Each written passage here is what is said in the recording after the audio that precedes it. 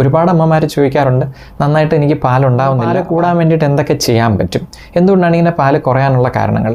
പല medical reasons, വളരെ അപൂർവം ചില ആൾക്കാർക്ക് അവരുടെ ബോഡിയുടെ നേച്ചർ കൊണ്ടുമൊക്കെ പാല് കുറഞ്ഞു പോകാം. അതല്ലാതെ ജനറലായിട്ട് കാണുന്ന ഒരു കാര്യം എന്ന് വെച്ച് കഴിഞ്ഞാൽ റൂമിങ് ഇൻ എന്ന് പറയും.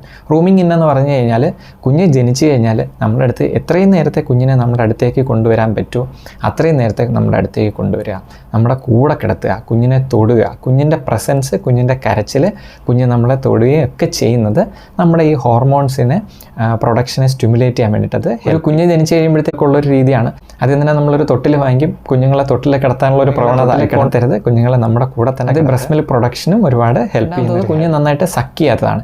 എസ്പെഷ്യലി ആദ്യത്തെ കുറച്ച് നാളുകളിൽ പാലൊക്കെ കുറഞ്ഞിരിക്കുമ്പോഴത്തേക്ക് നമ്മൾ എക്സ്ട്രാ ഫീഡ്സ് ഒക്കെ ചിലപ്പോൾ കൊടുക്കാറുണ്ട്. അപ്പോൾ ഈ എക്സ്ട്രാ ഫീഡ്സ് കൊടുത്തു കഴിയുമ്പോഴത്തേക്ക് എസ്പെഷ്യലി നമ്മൾ ബോട്ടിലൊക്കെ കൊടുത്തു കഴിഞ്ഞാൽ കുഞ്ഞുവാവുകൾ ആ ബോട്ടിലിൻ്റെ നിപ്പിളിൽ സക്ക് ചെയ്ത് ശീലിച്ച് കഴിഞ്ഞാൽ പിന്നെ ബ്രസ്റ്റിൽ സക്ക് ചെയ്യാൻ കുഞ്ഞുങ്ങൾക്ക് കുറച്ച്